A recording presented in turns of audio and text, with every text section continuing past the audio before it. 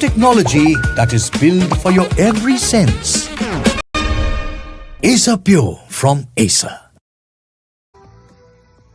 This Independence Day, from the historic ramparts of the Red Fort, Prime Minister Narendra Modi unveiled a 103-minute roadmap for a Viksit Bharat.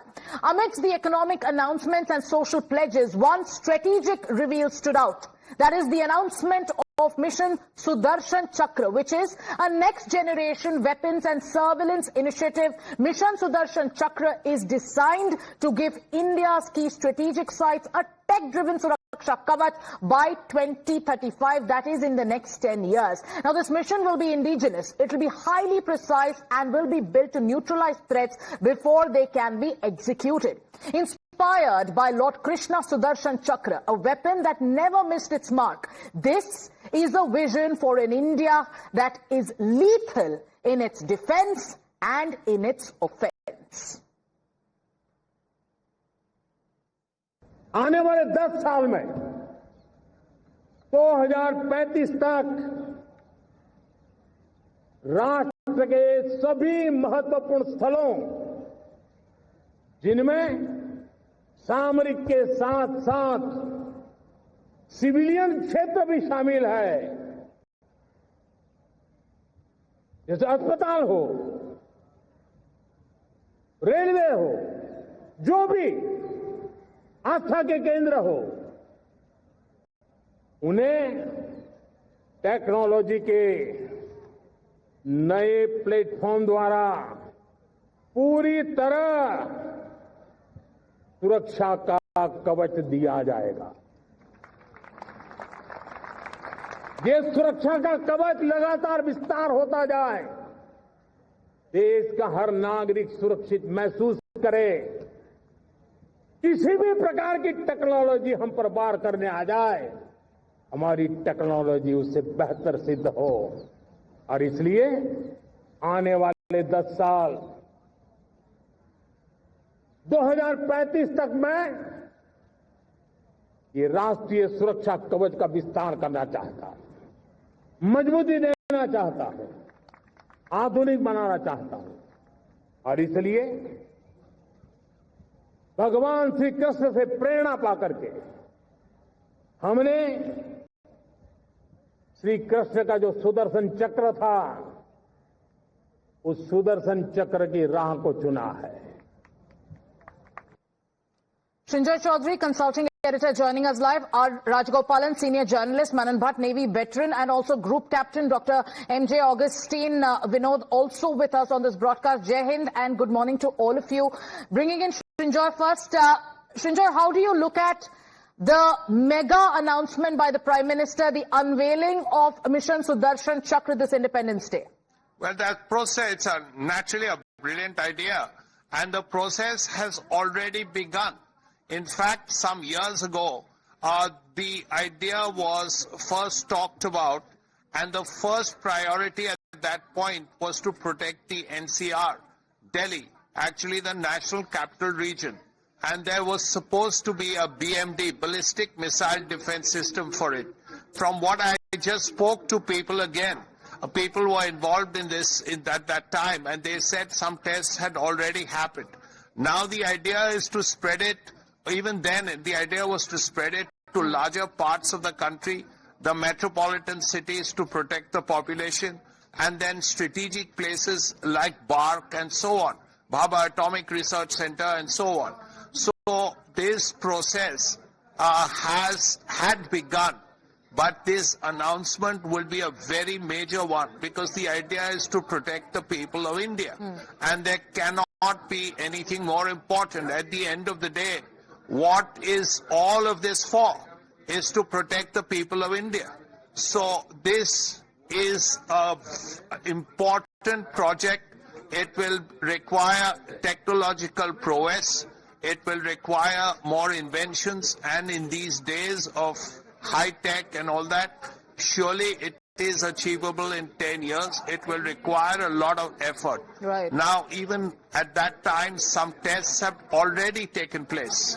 That is already known. Right. And perhaps a little bit is in the public domain. But initially, at least about 19 places were being talked about. But now Prime Minister is making it clear that the whole country will be protected. Absolutely. So if this could well be BMD, it could be other things as well. But this is something that is going to happen over 10 years. Yes. Group Captain Augustine, the announcement of this mission from the ramparts of the Red Fort coming in the backdrop of India's Sindhu doctrine.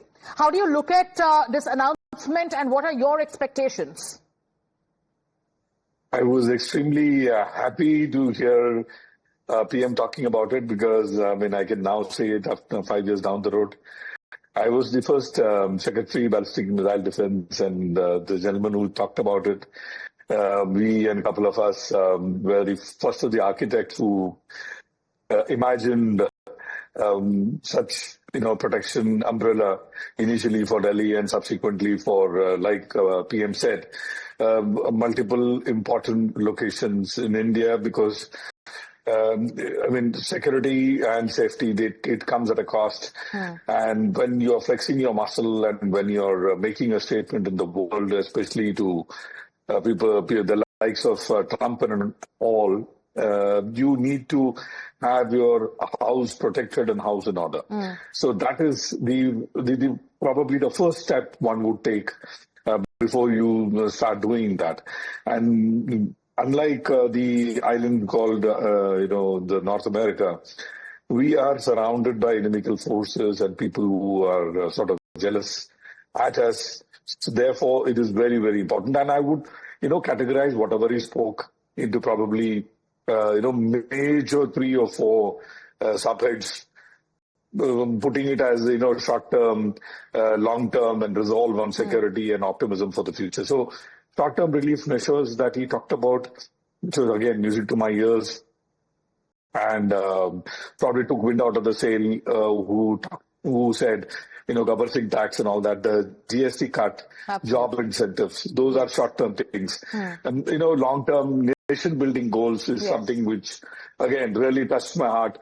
And we are involved in it. My wife is really doing a lot of work on it. There's self-reliance and chips, and defense tech, drones and stuff like that. And the tone of his speech, one of the speeches I was there live when he talked about Balochistan from the same rampart I was that time serving and sitting right in front of him.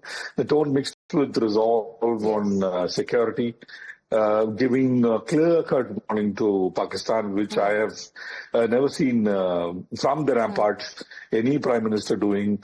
So that was something really good. And Group Captain Augustine, also a message to the entire world of, the focus of India is going to be on its own interests. No amount of bullying, no amount of blackmail will deter us from our resolve.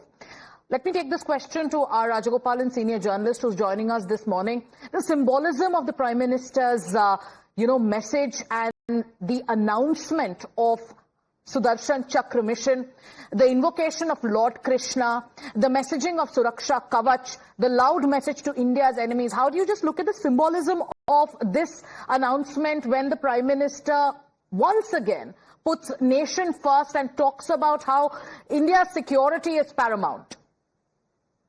First of all, I would like to congratulate you because you said Jai Hind. I will also write Jai Hind. And moreover, what Sanjay said is absolutely right. Sanjay has been covering defense and external affairs. I've known him for more 30 years. But the point is, today's a political message he has given to the world leaders, including Mr. Donald Trump, do not blackmail us, including to Mr. Putin, including to Mr. Xi Jinping, because he said, important thing, Guzbetian, and second thing, democratic mission. I want to emphasize on democratic mission because it comes soon after the census, caste census, and moreover, India, especially opposition parties like Rahul Gandhi, like CPM, like, Akhilesh Yadav, they're all interested in invitations nearing the stage, NRC or CAA. Now Prime Minister has gone further into that and saying democratic missions. And moreover, I end my narration saying that it's a wartime speech, though India is not at war. I congratulate Times Now team, especially you and Sanjay, because you give the perspective to the masses. Second, Sudarshan Chakra. his praise for RSS are important. That comes to the a roundup of Nation First. Today, I heard Prime Minister Narendra Modi in an anger tone because he was not allowed to speak in Parliament, address the nation in Parliament. That is why he took this route of Red Fort. The anger of his is he squarely blamed it on Rahul Gandhi and especially Congress Party, which are gas balloons, and they are trailing on false narratives. As always, Rajagopalan, you have put it into the larger, political context and have, put forth your point of view on what the Prime Minister's speech today means. Now, Navy Veteran Mannan Bhatt is also with us. To understand the power of this announcement, we cannot stop tracing it back to Operation Sindoor. The Prime Minister's doctrine of punishing enemies beyond their imagination, and it was under Operation Sindoor that India also shifted to a decisive and offensive strike capability. When the Prime Minister makes this kind of an announcement, Mannan Bhattji, what do you think? What kind of message goes out to the forces and also to the entire world? For me, it is an announcement from the world stage of India's next doctrine. India is going into the future wars with an offensive defense doctrine. What he said with Sudarshan Chakra was not just that we will defend our cities, we will defend our civilians. He said that we will strike those who attack us, we will destroy those who attack us. So this is a very huge announcement, and he said that this is his vision. So to make his vision come true, India, everybody from the absolutely. So in the Prime Minister's vision, there are two strands. Yes, go ahead, please. Yeah, defense PSUs, be it defense PSUs, be it the defense industry, be it the private industry. Everybody has to come up with research, development, and innovation so that his dream comes true. So that India's freedom can be realized. When we turn, say, we are at 79 today. When we turn 89, we have to be self-reliant 100% in defense. So to realize his vision, India has to pull their socks. Yes. Industry has to pull their socks. The youth has to pull their socks. We cannot just, go in as we have been progressing at a very slow rate.